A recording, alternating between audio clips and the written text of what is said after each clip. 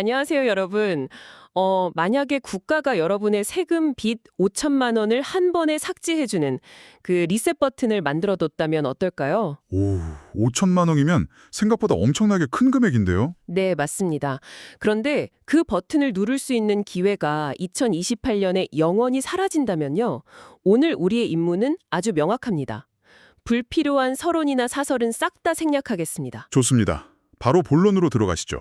대신 지금 이 순간에도 벼랑 끝에 몰려서 밤잠을 설치고 계실 폐업 소상공인 여러분을 위한 가장 현실적이고 강력한 구명줄 하나를 집중적으로 해볼 겁니다. 바로 조세특례 제한법 99조의 15, 생계형 체납자 국세 납부 의무 소멸 특례입니다. 이름부터가 사실 상당히 무겁고 복잡하게 느껴지죠.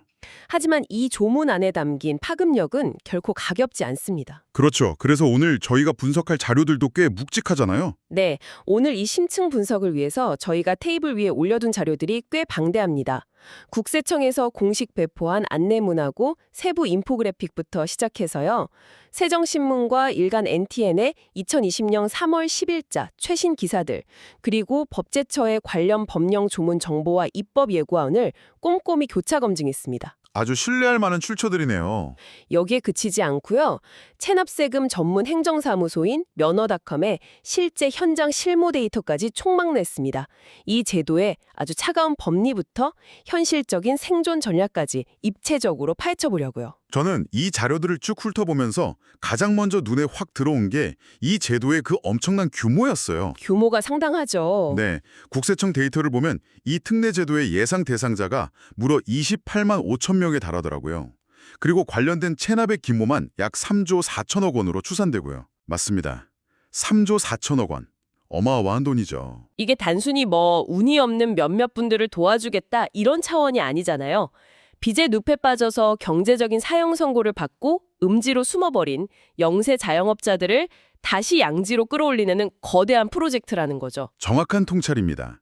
이 3조 4천억 원이라는 숫자는 국가가 어떻게 보면 징수할 수 있는 세금을 포기하는 비용이기도 하잖아요. 네네. 하지만 동시에 이분들을 그냥 방치했을 때 발생하는 어떤 사회적 비용, 그리고 지하 경제가 확장되는 걸 막기 위한 일종의 국가적 차원의 정책적 투자라고도 해석할 수 있습니다. 자, 그럼 본격적으로 파헤쳐 볼까요? 이 제도를 살펴볼 때 우리 청취자 여러분이 가장 먼저 그리고 가장 절실하게 궁금해하실 숫자가 하나 있습니다. 얼마를 깎아주느냐, 그거죠? 네, 바로 그래서 내 빚을 정확히 얼마나 없애주는가 하는 부분입니다.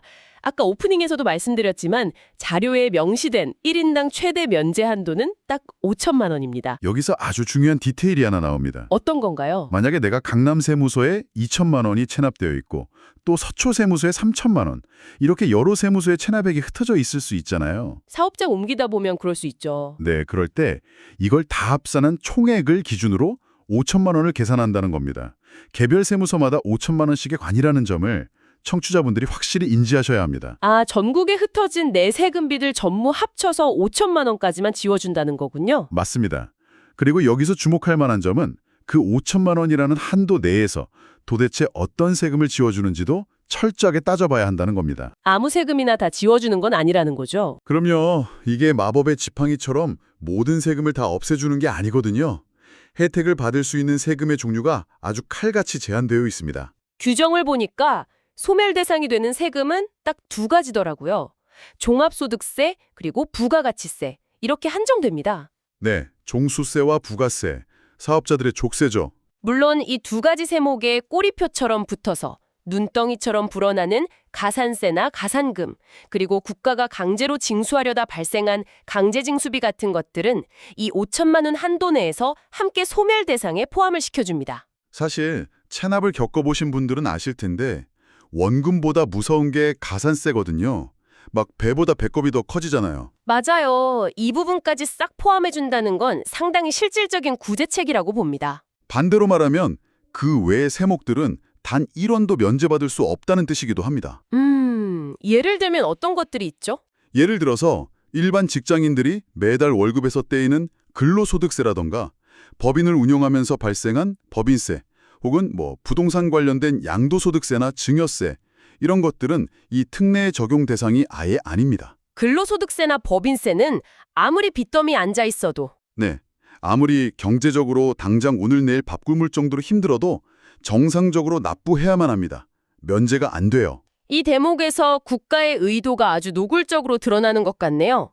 똑같이 세금을 못 내고 힘든 상황인데 왜 종합소득세랑 부가가치세만 이렇게 핀셋으로 찝어서 구제해 줄까요? 철저하게 타겟이 맞춰진 정책이기 때문입니다. 거대한 자본을 굴리는 기업의 구조조정이나 안정적인 급여를 받는 근로자를 위한 제도가 아니라는 거죠. 오직 경제적 타격을 온몸으로 받고 쓰러진 동네 작은 식당 사장님 혹은 폐업한 미용실 원장님 같은 영세자영업자와 개인 사업자의 생존에 초점이 맞춰져 있는 거네요. 맞아요. 자영업자들이 사업을 하면서 필연적으로 마주하게 되는, 그리고 막상 폐업을 하고 나서 가장 무거운 촉새로 넘는 두 축이 바로 그 종합소득세와 부가가치세니까요. 타겟팅이 엄청 정교하네요. 자, 여기서 정말 흥미로운 부분이 등장합니다. 국가가 무려 5천만 원이라는 거액의 빚을 탕감해주는 만큼 그 문턱이 결코 낮지 않다는 건데요. 네, 아무나 5천만 원을 깎아주면 그건 오히려 국가적 재앙이죠. 그렇죠. 자료들을 종합해보면 이 혜택을 받기 위해 통과해야 하는 엄격한 관문이 무려 6가지나 됩니다.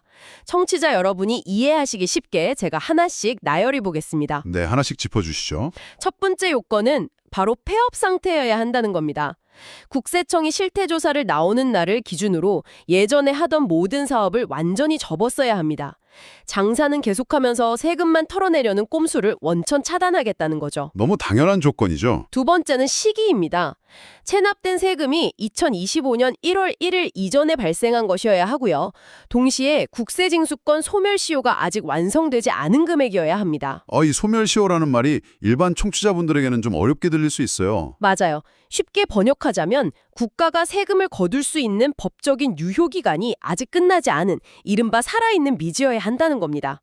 이미 시효가 지나버린 빚은 어차피 사라질 거니까 굳이 이 제도로 구제할 필요가 없잖아요. 아주 명쾌한 설명입니다. 그다음 세 번째 조건은 뭔가요? 세 번째는 수입 한도입니다. 아무리 지금 빈털터르라도 옛날에 수백억 벌던 사람까지 구제해 줄 수는 없잖아요.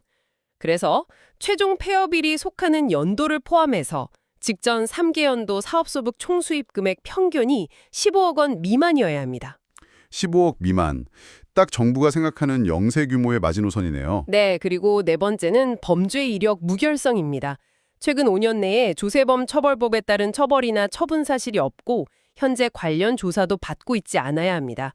고의적 탈세자는 절대 안 된다는 거죠. 모럴 해저드를 막기 위한 핵심 방어막이네요. 다섯 번째, 중복 제외입니다. 과거의 동일한 납부 의무 소멸 혜택, 그러니까 조세특례제한법 제99조의 5 혜택을 받은 적이 없어야 합니다. 세금 리셋 기회는 인생에 단 한 번뿐입니다. 혜택 쇼핑을 막겠다는 거군요. 자, 이제 마지막 하나 남았죠? 네, 이게 가장 중요하고 막막한 요건일 수 있는데요. 바로 경제적 어려움입니다. 재난을 당했거나 6개월 이상의 질병 치료, 기초생활수급자, 영구임대주택 거주, 혹은 폐업 후 3개월 이상 미취업 상태 등 정말 생계가 곤란하다는 점이 실태조사를 통해 인정되어야 합니다. 이 6가지 조건들을 들으시면서 여러분은 어떤 생각이 드시나요? 아마 야, 너무 깜깜한 거 아니냐? 이렇게 한숨 쉬는 분들도 계실 겁니다. 솔직히 저도 읽으면서 이거 통과하기 진짜 어렵겠다 싶더라고요. 근데 제도를 설계하는 관점에서 보면 어쩔 수 없는 허들입니다. 성실하게 매달 세금 내는 대다수 국민들의 상대적 박달감도 고려해야 하고요. 진짜 취약계층만 선별해내기 위한 걸음망인 셈이죠. 자, 그럼 이 깐깐한 요건들을 다 갖췄다고 치고 신청부터 결과까지의 여정을 한번 따라가 볼까요? 네, 일단 신청은 홈택스에서 온라인으로 하셔도 되고요. 전국 세무서 징세과에 방문하거나 우편으로 하셔도 됩니다. 신청 절차 자체는 그래도 접근하기 쉽네요. 이것을 더 큰 관점에서 연결해보면 신청서를 딱 냈다고 해서 끝나는 게 아니라는 점이 중요합니다. 여기서부터 진짜 시간과 멘탈의 싸움이 시작되거든요. 어떤 과정이 기다리고 있죠? 국세청이 서류만 보고 도장 쾅 찍어주는 게 아닙니다. 세무공무원이 신청자의 주소지를 직접 방문하는 실태조사를 거칩니다. 집에 와서 실제 생활 실태가 어떤지, 진짜로 돈이 없는 게 맞는지, 체납 원인이 뭔지 현미경처럼 들여다봅니다. 와, 공무원을 집에 직접 찾아온다고요?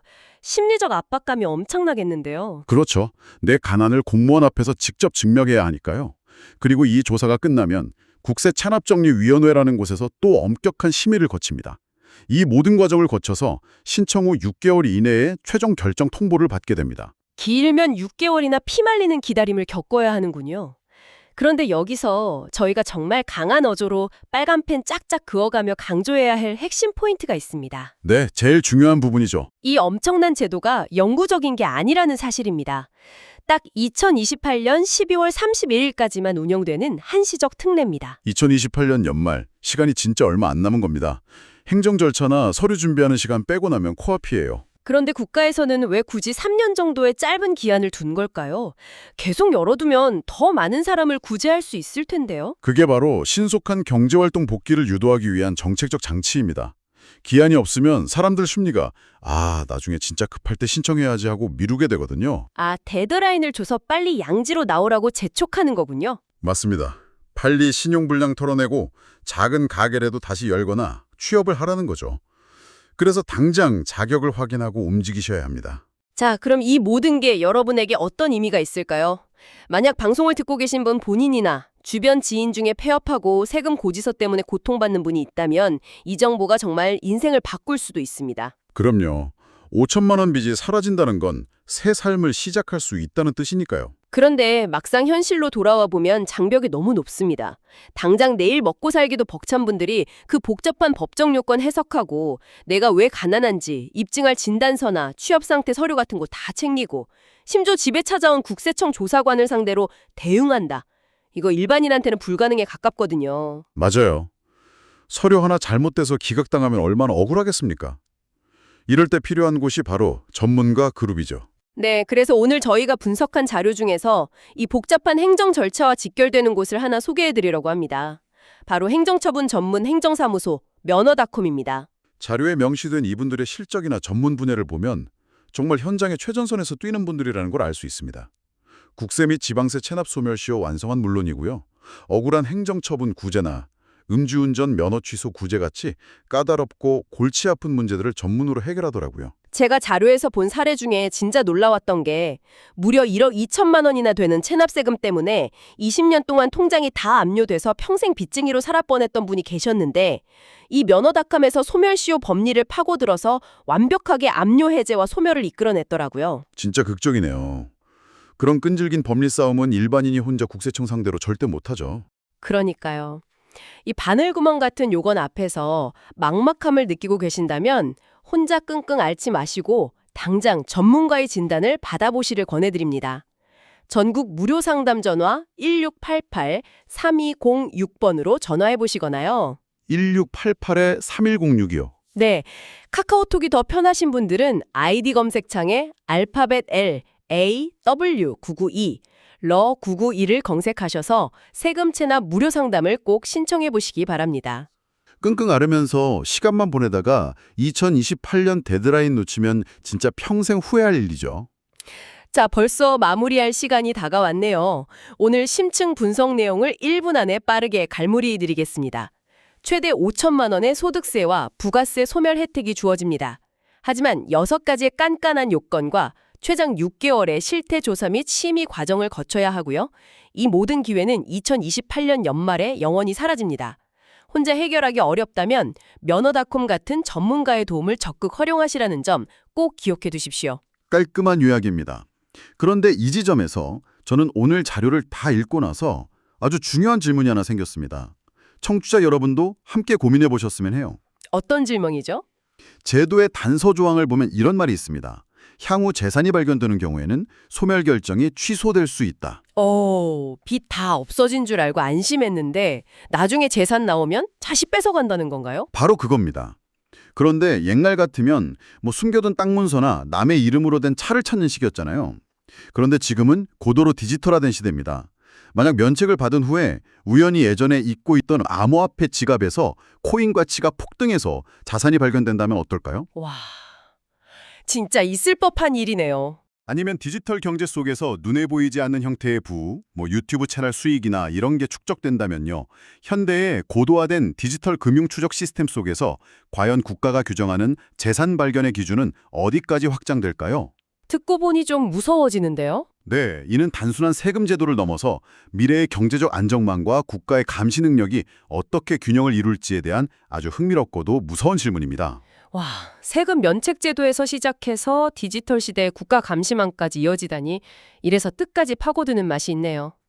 여러분은 어떻게 생각하시나요? 오늘 저희가 준비한 심층 분석은 여기까지입니다. 밤잠 설치던 분들께 조금이나마 희망과 해결책이 되었길 바라고요. 저희는 다음번에도 여러분의 일상과 직결되는 가장 예리하고 유용한 정보들로 다시 돌아오겠습니다. 청취자 여러분, 감사합니다.